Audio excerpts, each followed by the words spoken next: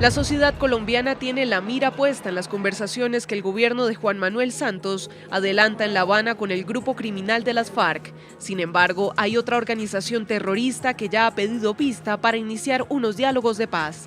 Se trata del ELN y este es su máximo cabecilla, Nicolás Rodríguez Bautista, alias Gavino. Vemos en la paz un camino que no es el silencio de la rebeldía y de la lucha, sino de profundos cambios estructurales. Este grupo criminal, con casi 49 años de existencia, es considerado como una organización terrorista por Estados Unidos y la Unión Europea. Múltiples son los crímenes cometidos por esta banda para ser acreedora de esa denominación. Secuestro. De acuerdo a cifras de la Dirección Operativa para la Defensa de la Libertad Personal del Ministerio de Defensa colombiano, entre los años 2003 y 2012, el grupo criminal del ELN fue el autor de 794 secuestros. Tan solo en 2012 fue el responsable de 22 casos de plagio. Entre su lista de plagiados no solo figuran colombianos, también hay extranjeros. En noviembre de 2012, la organización terrorista secuestró a Uben y Günther Otto Breuer, dos pensionados alemanes de 69 y 72 años que recorrían Colombia por tierra y que fueron acusados de ser presuntamente espías. Posteriormente fueron liberados el 8 de marzo. Minas antipersonal. Colombia fue el tercer país con mayor número de víctimas de las minas antipersonal en el mundo durante el 2012, después de Afganistán y Pakistán, según un estudio revelado por el Monitor de Minas Terrestres.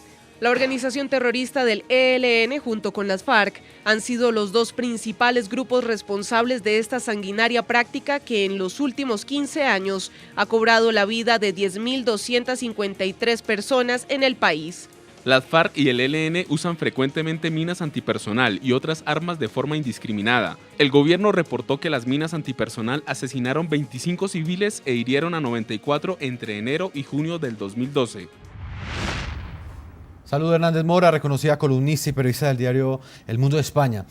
¿Qué consecuencias, desde su análisis, desde su perspectiva, qué consecuencias trae para un país negociar la agenda política con un grupo que sustenta su poder precisamente en lo que veíamos en este informe, en asesinato, en minas antipersonales, en secuestro? Pues es demostrar que la violencia paga, que la violencia tiene un premio, que la democracia colombiana pues es una democracia débil en muchos aspectos, pero es una democracia que funciona más o menos, digamos, tiene instituciones, más o menos funciona, pero tú lo que demuestras es que tú para llegar al Congreso, tú puedes llegar al Congreso matando, asesinando, secuestrando, destruyendo pueblos, destruyendo vidas, causando muchísimas tragedias. Es decir, es la manera de avalar la violencia. Otra vez se avala la violencia. En Colombia permanentemente se avala la violencia y se perdona todo. Una cosa es perdonar cuando bajo unas leyes, por ejemplo, de justicia y paz, que son muy generosas ya, como la ley, como digo, el programa de reinserción. Y otra cosa es total impunidad, olvidémonos de todo y negociar con ellos la agenda política. Una agenda política que se negocia, que los partidos tienen que ir y acudir a las urnas y votarlo. Entonces ellos, con las armas, están negociando la agenda política de La Habana y van a negociarla ahora los chilenos. A mí me parece una bofetada a la democracia, pero una bofetada absoluta. Y ya digo, y es avalar la violencia como un método de lucha política. Señor Carlos Arturo Velandia, usted como exintegrante del ELN y también como ex participante, decía parte de la dirección nacional del ELN en la década de los 80 y de los 90, quisiera conocer su opinión. ¿Cree usted que esto es una bofetada también a la paz? ¿Cree de alguna forma que el hecho de negociar con ese grupo al que usted perteneció en el pasado, de alguna forma es reconocer que atentar contra la vida de la sociedad, secuestrar, pues finalmente paga y después haces un proceso de paz y obtienes réditos políticos?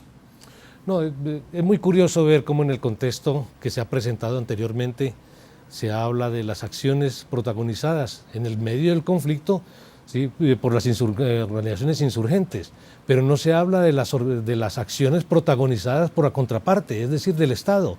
y pudiéramos sumar una cuenta incluso parecida a los datos que aquí se plantean, en términos de desaparecidos, sindicalistas asesinados, el fenómeno del desplazamiento, el fenómeno pues, del asilo, la persecución, las llamadas, la chuzada, la persecución sí, a dirigentes populares y sociales.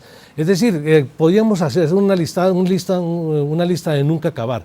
Pero yo creo que eso no se trata pues, de que aquí nos saquemos los trapos y nos los tiremos a la cara y nos arrojemos los muertos y mostremos chorros de sangre. Colombia está pasando por un momento extraordinario, una gran oportunidad en materia de paz. Yo creo que hay que fortalecer la posibilidad de ponerle punto final a 50 años de conflicto. Yo creo que mal hacen las personas que asusan, ¿sí?, el conflicto.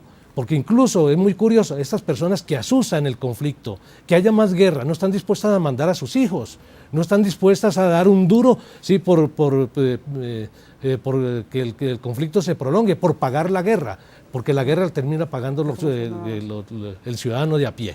Entonces yo creo que estamos en un momento espectacular de la vida del país, que es un proceso de paz. Ayudemos a que ese gran problema de los colombianos lo podamos resolver y lo podamos resolver de la mejor manera. Entendamos que a cambio de poner fin a este conflicto hay que obtener una paz justa, una paz donde se pueda reivindicar el derecho que tienen las víctimas a saber la verdad, que tienen las víctimas a que haya justicia. Pero cuando hablamos de justicia, sí, esa justicia tendrá que comparecer ante los tribunales los actores y los responsables de lado y lado, porque este conflicto no lo hizo uno solo. Este conflicto lo hizo el Estado y organizaciones insurgentes contraestatales. Señor Velandia, pues por esa razón lo hemos invitado para tener dos ángulos de esa noticia, dos perspectivas diferentes y por supuesto también la opinión de nuestros televidentes que hasta ahora responden al interrogante que les estamos haciendo a través de Twitter sobre cuál es su opinión frente al aval que ha dado el presidente Juan Manuel Santos a los diálogos de paz con el grupo terrorista ELN. Vamos a leer algunas de las respuestas que nos dan nuestros televidentes. Hasta ahora Daniel Neira nos dice que el que mucho abarca poco aprieta, primero que solucione lo de las FARC y luego sí que mire con los demás, paso a paso le iría mejor. León nos dice que sí, ya inició con los narcoterroristas de las FARC-EP, iniciar el proceso con el ELN puede ser el fin del conflicto. Y finalmente Juan Velázquez, otro de nuestros televidentes, nos dice que bueno, el presidente envía un mensaje terrible de aceptación de secuestro y terrorismo a grupos armados para ser escuchados. Mañana serán más.